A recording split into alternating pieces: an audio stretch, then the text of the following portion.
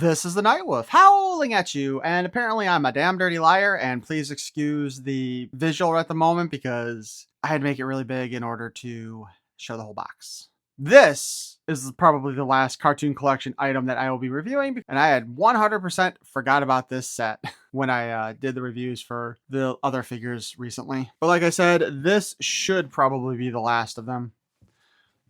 So we got the 40th anniversary box here showing the Crystal Castle. Kind of Crystal Castle. And then we have like Shera's headband here in the back. For the honor of Grayskull, celebrate the 40th anniversary of Shera, Princess of Power, with the Masters of the Universe Origins cartoon collection Shera and Swiftwind, featuring the iconic hero of Etheria and her noble steed as a retro-style figures. Yay! This was, of course, a Mattel Creations exclusive. So we pull the box off, and we have one of the most beautiful setups that we've ever seen for a Masters of the Universe Origins set. Like, this is a great display piece as it is here. You know, aside from the fact that Swiftwind looks like he's got a big-ass growth on his shoulder, and his wing is detached. Obviously for packing purposes, but still, it is fun to make fun of that for that reason. But yeah, this is really nice, and there's more differences to Shera than I was expecting. I thought I'd be comparing her to just the previous cartoon collection one and being like, oh, we don't even need to talk about this. But yes, we will have to. And on the back is just some gorgeous artwork right there. Like, that is poster quality imagery right there. And I think it is glorious. So let's go ahead and see if I can figure out how to open this up without damaging anything.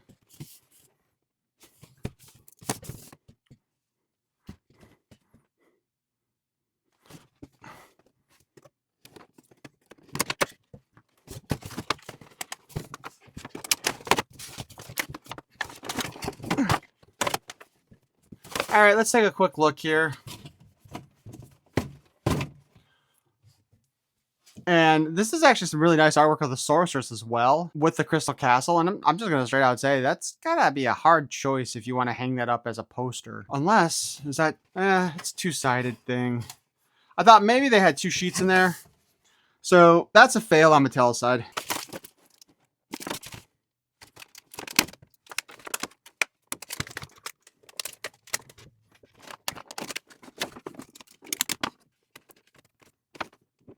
That's not bad. Hold on. Is that not like the most awkward looking positioning there? Like, with the wing in place, it looks fine. Like, you don't notice that she's not on the saddle. But once you take the wing off, you can see that she looks like she's falling off the horse.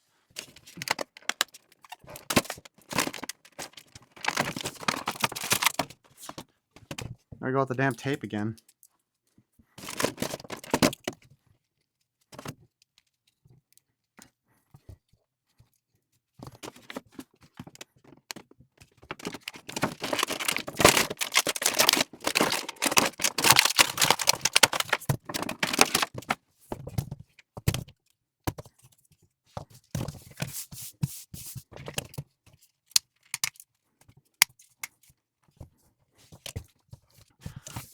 Okay, before we get on to Swiftwind here, let's go ahead and do a quick comparison between Shera and Shera.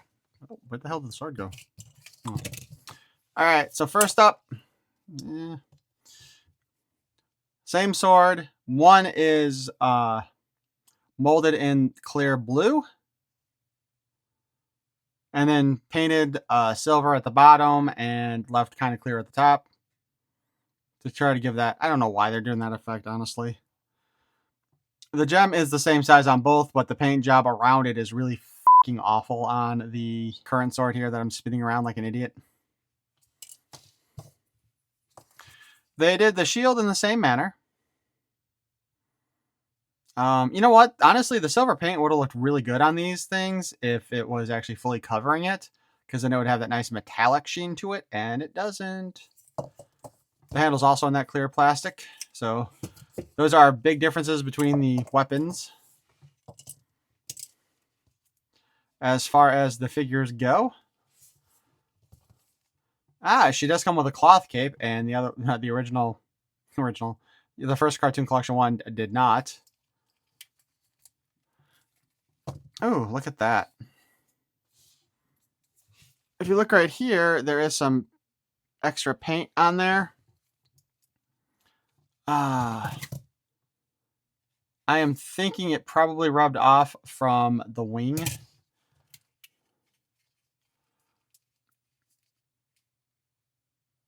Actually, there's some extra paint on this one too right here. Probably from, some of her equipment also. But it does look like it was probably the same skirt mold. Although it is interesting because the lines on this Shera do not necessarily fully match up with the lines on this one. So like this bit here goes further down. So either this is like oddly molded or old, or like the mold wore out, or this might actually be a different skirt piece. Actually, in fact, it looks like it could be. I wonder if it comes off. Oh, duh, it fell off when I was doing the other thing. Because I think this one did not come off. Nope, I guess it did too. Hey, I'm batting 1,000 right now, aren't I? Trying to keep our Sheras separate. I mean, honestly, this... No, there's another mark over... No, that's the same mark from before. So I would say this one is actually less detailed than this one. So again, I'm going to with either it is an actual new tooling that they had to create, or they did enough of it that it's not, or that's filled itself in a bit.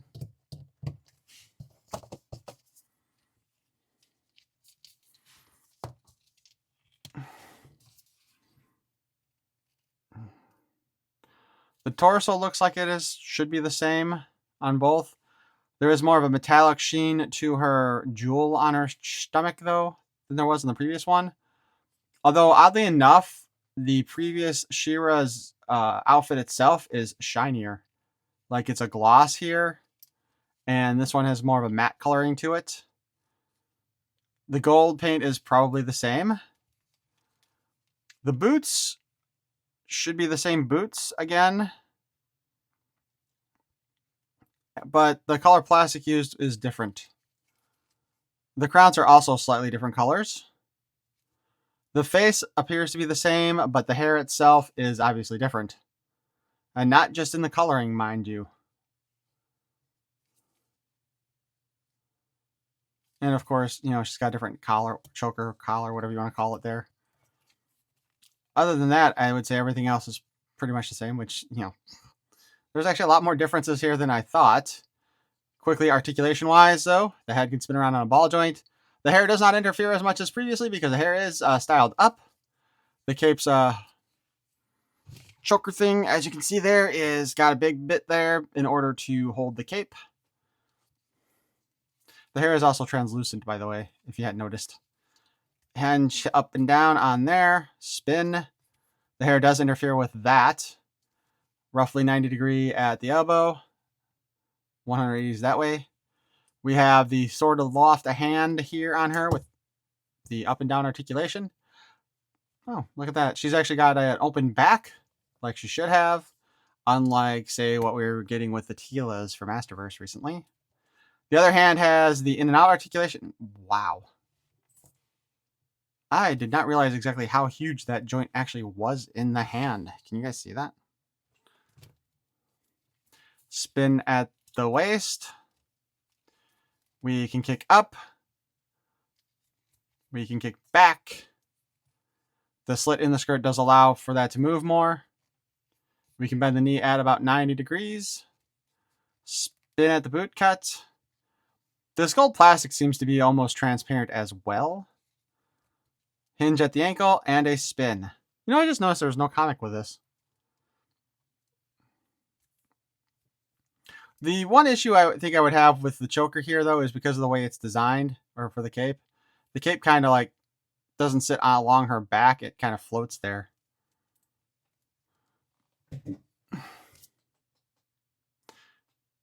Let's see. The face sculpts are the same.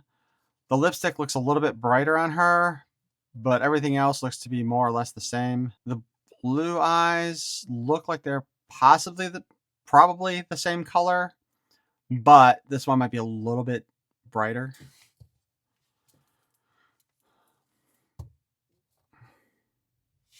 That being said, let's set her aside for the moment. Now, this is going to be more of an interesting kind of a thing, right? Because I want to know if you can turn Swiftwind into Spirit.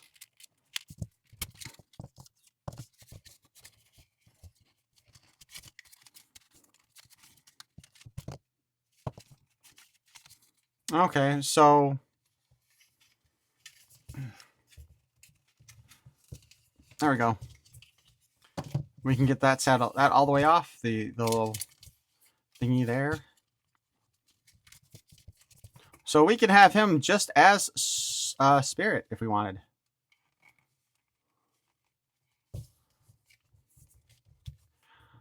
Well, it's a good thing they gave us an Adora. I'll lower this a little bit more.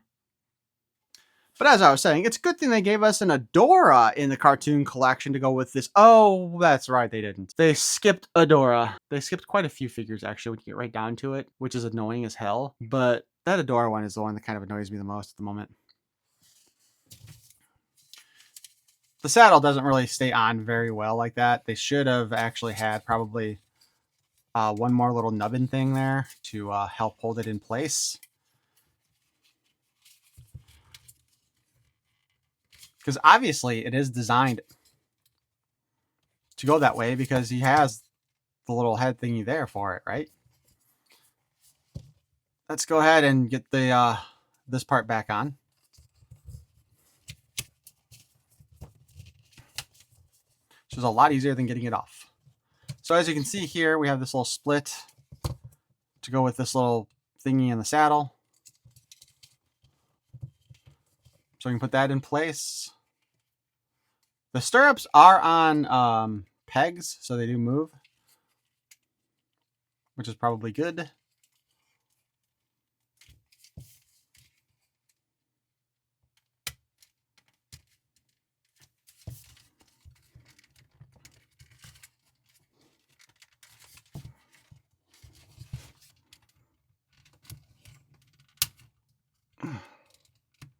There we go.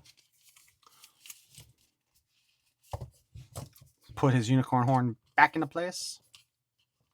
Back into place. Apparently I can't handle that. There we go.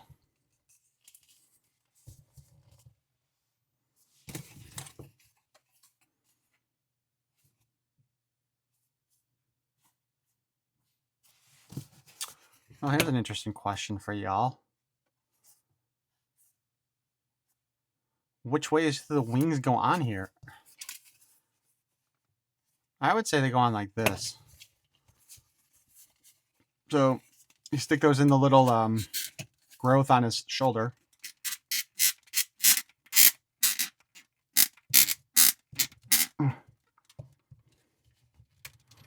Good Lord, that is difficult. See, this is what I mean, though, by how to decide. Well, because it folds out like that, so that looks a little bit more natural for a wing once it's down.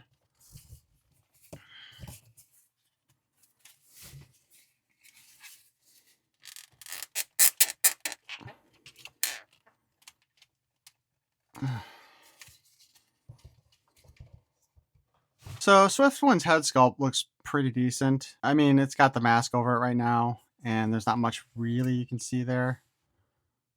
But overall, it's not too bad. There's no articulation in the mouth, which is kind of surprising. But when you take it off, obviously you've got Spirit's head with his little jeweled tiara thing on his ears. So that doesn't look too bad either, honestly. I'm not a big horse toy collector, so if there's any issues with this, you'll have to let me know. Okay, so here's Swiftwind wings down, and then Swift wings. Oh, that's kind of a shame, actually, because the way this is designed, you can't actually get the wings to fold all the way down like they probably should. Not that it could when she's riding, but...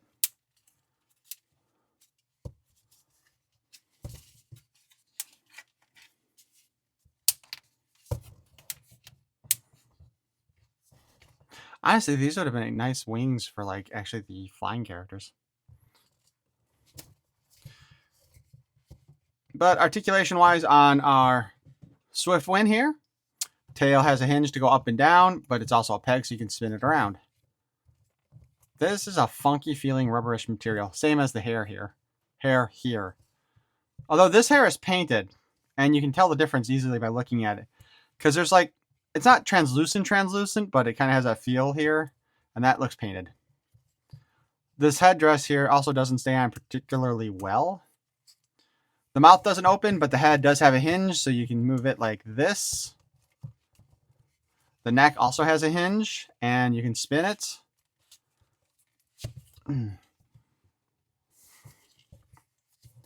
wings obviously rotate inside the growth in the shoulder. A hinge here, and a hinge here.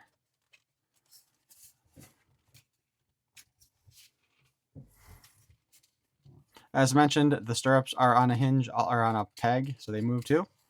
The shoulder joints in the front can move forward that far and back that far. It's probably a ball joint in there, or a mushroom peg, possibly. There's no give.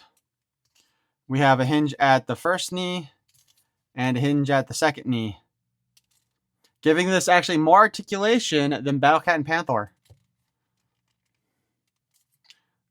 And the back leg has even more hinges, it looks like. So there's actually a ratchet on the back legs, and there is the ability to move it outwards a little bit, as you can see. But you can hear that ratchet go. We can get it. You know what? I bet you we could probably get this all the way around if we really wanted to.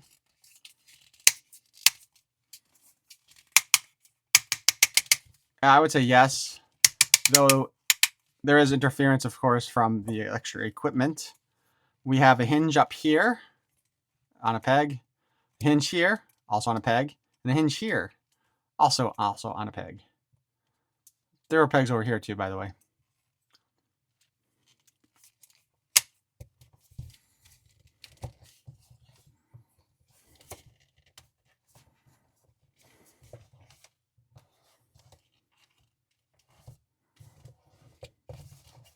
I'm not going to lie, I don't know how to make a horse look like it's naturally moving.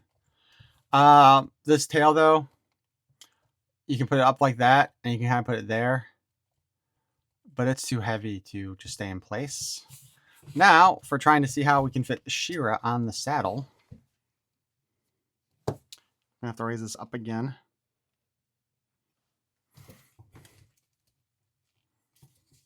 Pre-bend the knees a little bit.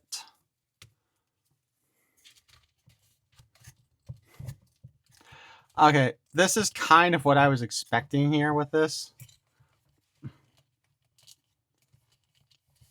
Is, you know, trying to get her feet in the stirrups is very awkward.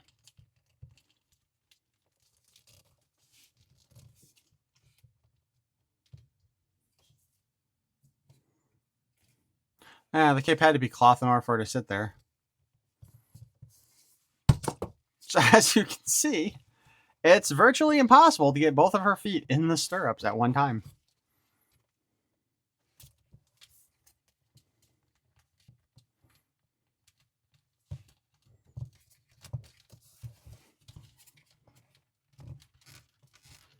And have them stay.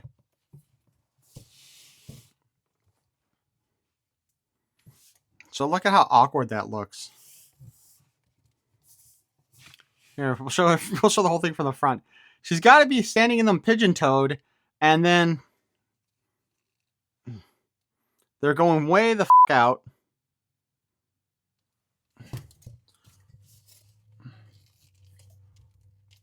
All right, if we try to reposition the knees a bit here, we get slightly more natural here.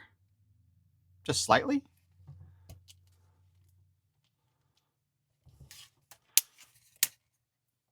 Of course, we can have the wings over like they showed before, so it kind of hides her. But generally speaking, when we watch the cartoon, when the wings are down, they're kind of more like this. So it just really does look awkward as hell.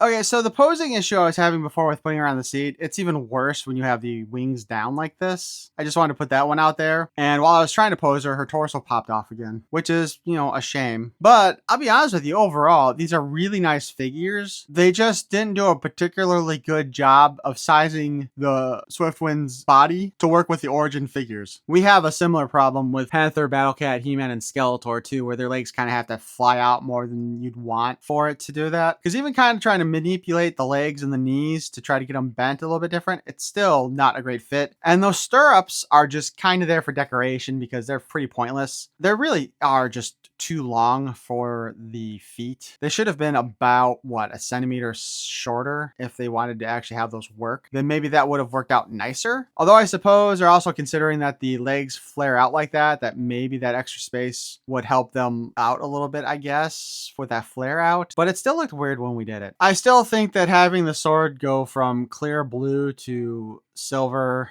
and same with the shield, just looks kind of tacky. They did that with one of the King Grayskull releases back in Classified, and I thought it was stupid then too. Didn't they do that with King Grayskull? One of them? I could be wrong. I know Hero came with a clear sword with little sparklers in it, I believe. But yeah, overall, though, this is still a nice figure. It would have been nice if the artwork had been two separate pieces so you could hang them both up as wall art if you wanted. But with the way it's up now, you have to choose between the really nice image of the Sorceress and the really cool image of Shera and Swiftwind. If you wanted to do that, not saying you would want. I do think it would be nice if some of these toy designers would actually give us figures that sit on the animals they ride and have them work better than what they do. That's just kind of a shame that it doesn't work out well. But the set itself is actually pretty cool. And I guess realistically, when you get right down to this could be your mid-transformation Shera, like right after she has the sword up and the little swirl of sparkles is going around her and the hair is kind of blowing out and stuff. I guess that's what this is supposed to represent, more so than just her flying around on a winged horse. I do not regret this. I bought it at full price when it first came out, and like I said, I had put it someplace and forgot about it until I recently uncovered it again. But the last time Mattel had a sale on the Creations website, she was available and she was going for cheap. In fact, I think the last time I ordered from Mattel's website, she popped up as, add this on for 20% off. So if you do like this figure from this review, you can definitely still get one. I actually may go ahead and order a second one in the future when they go down in a discount price again for some sale, just so I can go ahead and have Swiftwind as Spirit and then just another Shera to display like that. Because like I said, she does look pretty cool. But why don't you guys let me know what you think in the comments below, and if you're interested in this figure and are considering buying it, please let me know. And if you enjoyed this review, even though it does feel like kind of a mess, please feel free to power that like button. And if you want to hear more of my nonsense in the future, you can subscribe. Feel free to bang on that notification bell. I thank you for watching. Peace and love.